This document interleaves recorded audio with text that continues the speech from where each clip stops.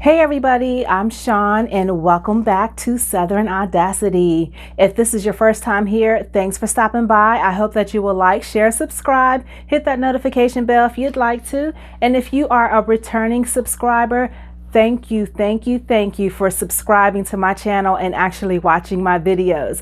If you have any questions or concerns about anything with any of my videos, you can always leave me a question in the comment box. I will answer you as soon as I can. Now today, I'm going to show you how I stitched out this sweatshirt for my son.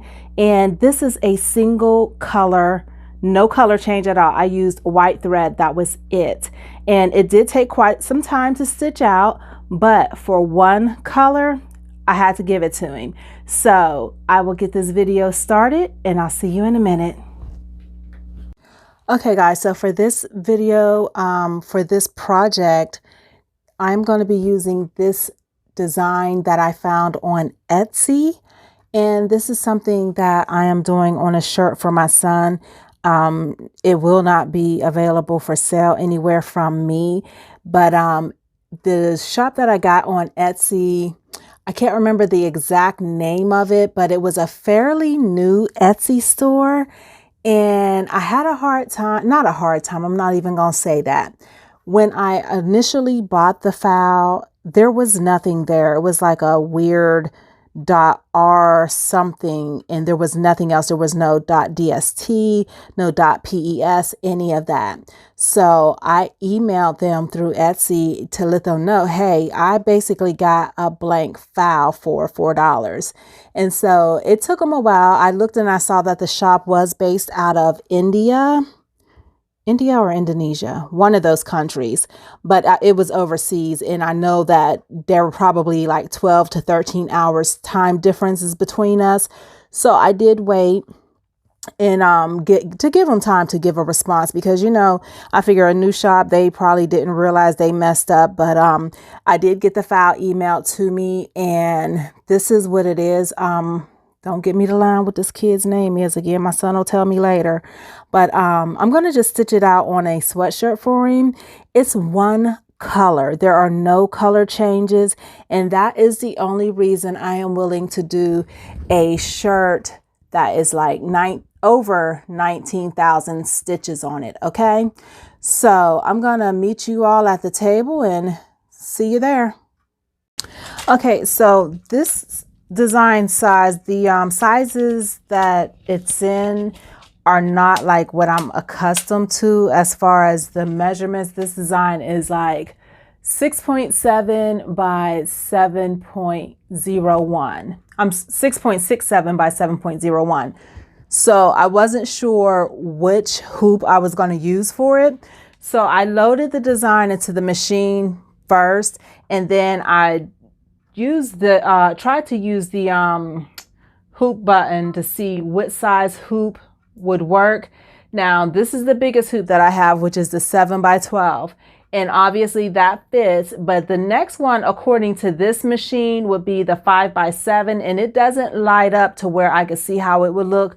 So obviously it's not going to fit the 5 by 7. So I also have a 6 by 10 that if it's within those dimensions, I should be able to put it in and lower the pressure foot and the light would turn green. But since the light turned red, nope, I can't use it. And so let's raise that back up. I'm going to take that out, and then I just put the bigger hoop in.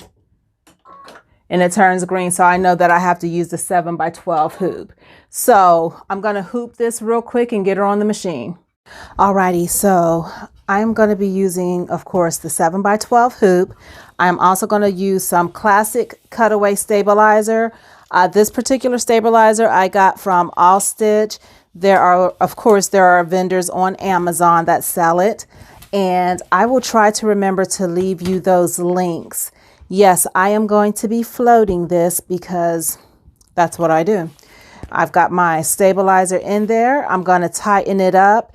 Now, the 7 by 12 hoop has screws on both sides. So I have to make sure both sides are tight. And of course, making sure that this is as tight as possible as far as the stabilizer in here. So the orientation that I have it's going to be long ways. So I've already ironed a crease in the shirt. I did that without you just to save some time. And I've got to figure out exactly where I want this. Now the design is going to be dead center. So let's see here. I like to use my guidelines. This is pretty much the center right here. So I am going to figure out where I want the center of the design to go on the shirt. And some people, you know, everybody has their own preferences. I like my designs to be at least 3 to 4 inches below the collar. And I think if the top of the design is about right here, that should be a good spot. This is a lot of busy work right here, but I'm just going to mark that with chalk because now I'm going to look and see how long is that design. That design was 6.7 going up and down. No, it was 7.01 going up and down. So I'm just going to get my measuring tape. I'm going to go roughly 7 inches. So I want the center to be right here in the center. Okay. Yeah, I said right here in the center, right? That didn't make sense. I'm not about to do math. I'm going to fold that right there. So I know that this is my center point for the design right here. Okay. I'm just going to do a little mark right there. This is just tracing chalk or sewing chalk. Different people call it different things, but it washes right out of your clothes, or you could just get a damp cloth and dab it out. But I'm just using that so that I can mark my spots where I know I want the center points to be. Of course, I'm going to take a pen and I'm going to push this right here into the center point so that I know that it is right there in the center. Okay. And I do try to get that crease to bump right up against that. But you know, I'm going to have to just push that in there. And it is going down through the tablecloth because I need to get this straightened out a little bit better. Where is my crease at? There it is. And some people would probably be okay with using, what is it called? Sticky stabilizer. But I don't know if you should use that on clothes. I don't like sticky stabilizer, to be honest with you. But I'm going to pin up here to keep that in place. And of course, since I'm floating, I'm going to be pinning a lot of this shirt all the way around. And now just making sure this is going down my line as much as possible. And I know that's the top, that's the center, so I need to go a little bit further to get the bottom. Just by eyeballing the distances, that's what I just did. And now I'm going to go through and get all of this pinned down. So all of this will be opened and I'll get it straightened up and I'll be right back. Okay, I am still pinning.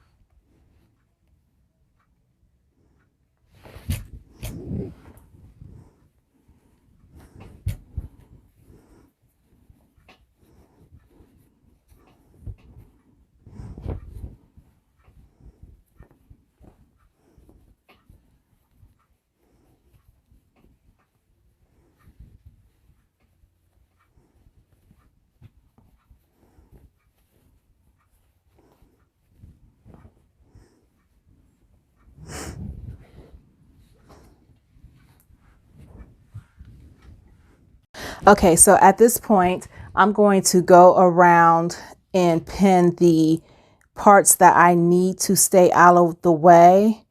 I'm going to pin these to the stabilizer. Now this is the part that's going to be hooked onto the machine.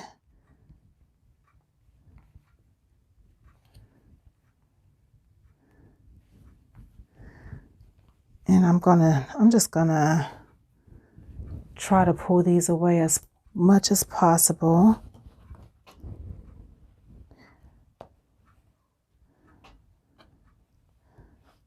Okay.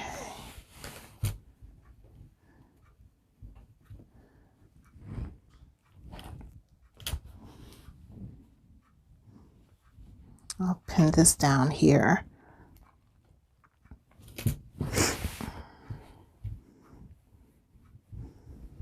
And you can pin it or use clips to pin it to the outside stabilizers.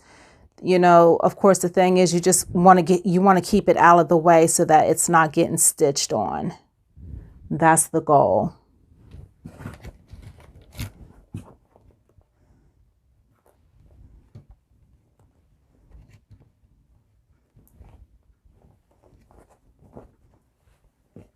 That's a little too bulky there.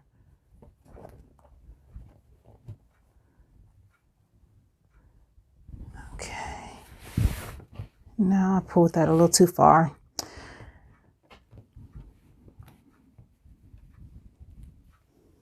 This may be a tape you down number. Even though I like to pin, sometimes taping is just easier. So I'm going to tape it down to the edge there and bring the tape around the stabilizer. So it's like right there. And then, of course, we're on a flatbed. We're not walking away from this project anyways. And we'll just keep an eye on it.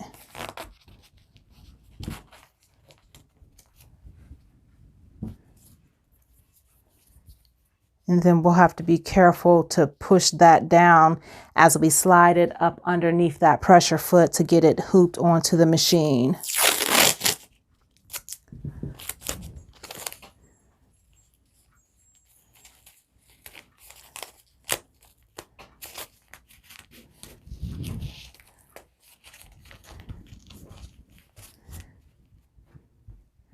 I still want to pin that down over there.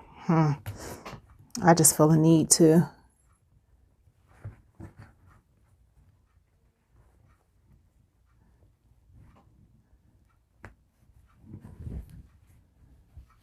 Okay, so I'm going to put this on the machine and we'll get started. Okay, so like I said, we have to be careful to push down, to push that bulk down when we're getting it onto the machine. And I'm just kind of moving it around. I need to move some of that. That tape could be a problem later. Just moving it around there. And I'm gonna lock it in place. And so now it's hooped, and I just need to look through and make sure everything is out of the way, okay? So we're at the point we need to be at now. This design is very long. It is 40 minutes. I will not record 40 minutes of stitching out, but I'm just going to push the pressure foot down. Now I better thread that, right? I did not thread the machine. So let's lift it back up.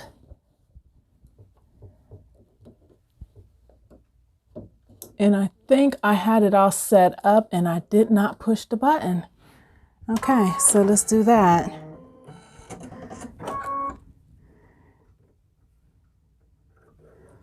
Okay.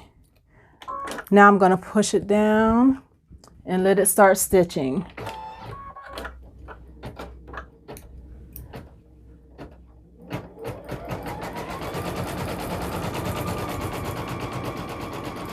And we'll just keep our fingers crossed that this stitched out well.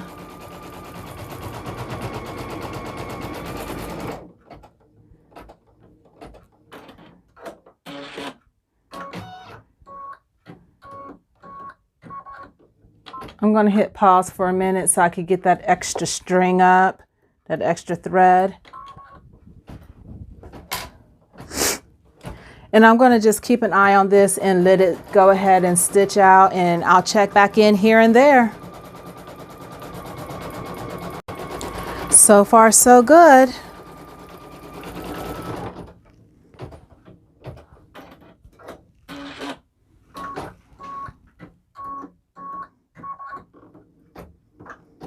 I actually like that bean stitch that they did for the hair.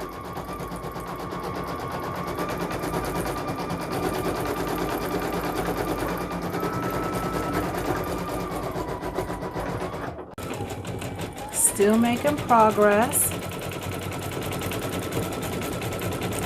It's now stitching the letters that spell out slurp. That's where it's at.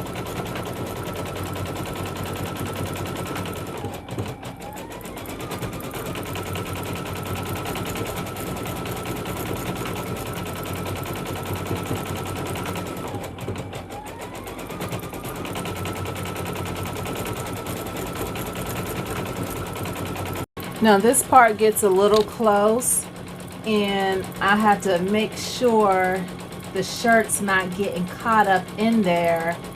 So I know you don't really want to be putting your fingers around where your machine is stitching, but I also don't want to tear this shirt up.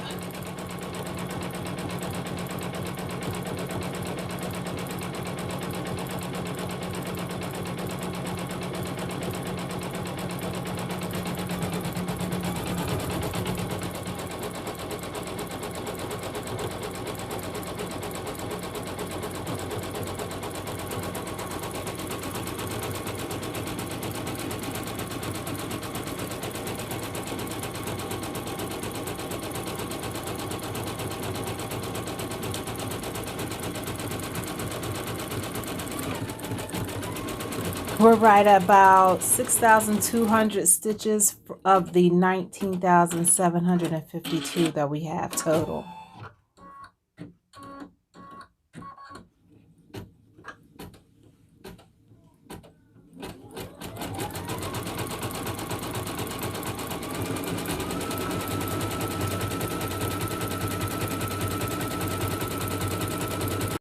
And this is where we're at so far.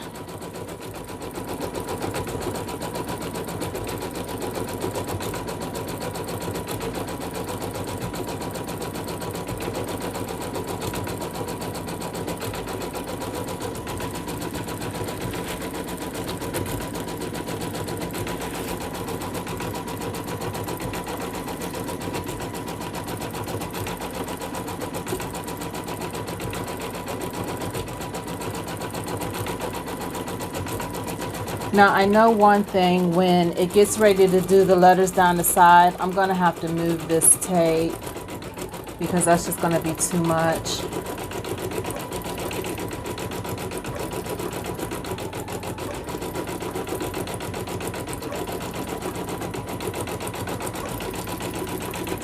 And we are still going pretty good. So far I haven't had any problems with it stitching. I think the area on the right hand side going up that box will probably run the satin stitch towards the end or at the end to finish off the design. I didn't run it in the simulator on Sew It Pro to see, so I'm not quite sure. Yep, crazy doing a test stitch on an actual shirt. Okay, I did have to stop the machine and take the needle out that was over here, and I also took the needle out that was over there, moved it down lower and repositioned that tape. And I'll have to hold this side back when it gets to stitching over there, once it starts stitching over there. And I know you're not supposed to put your hands in the sewing area. I just have to try to be careful and hold this as far out of the way as I can.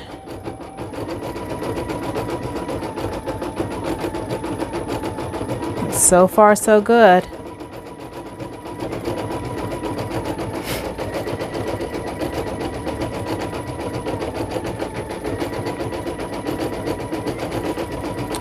We have about somewhere around 5,000 stitches left. So that should only take about 10 more minutes, if that.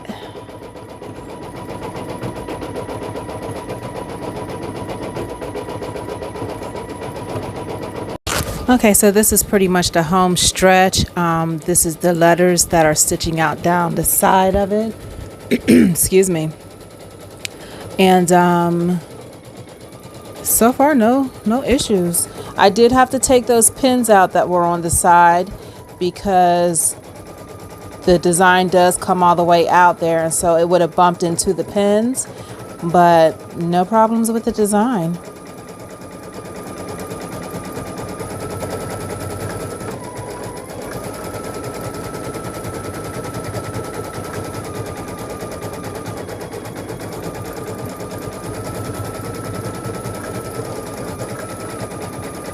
Alrighty, so this is all finished. I'm going to take it off of the machine and I'll see you at the table. Alrighty, so we are done stitching. Now I'm going to go through and untape and unpin so we can see just how it looks.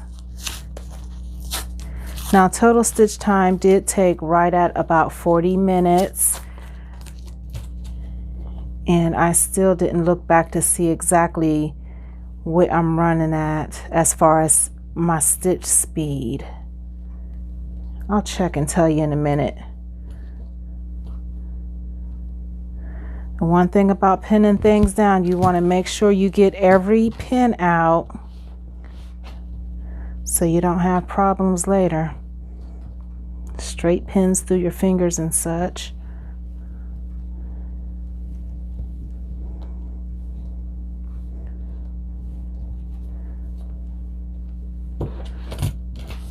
I'm going to unscrew that a little bit.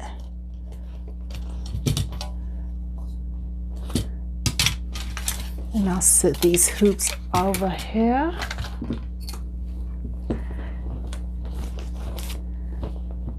And I'm going to go through and just cut this excess stabilizer off.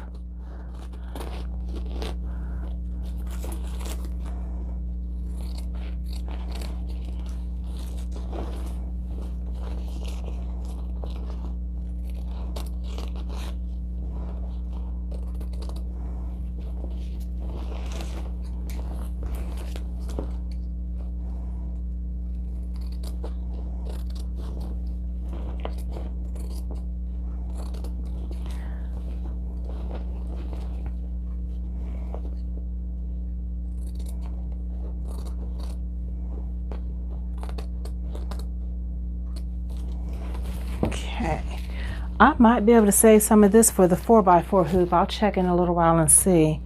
But this is about all I really want to cut off. I'll cut a little bit of that out.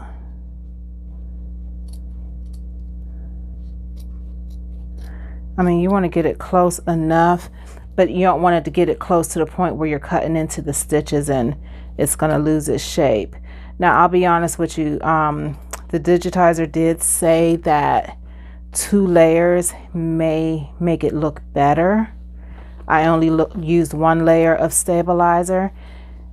So we'll see how this looks.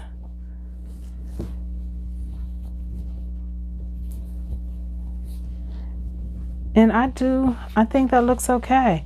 I'll press it and see how that turns out.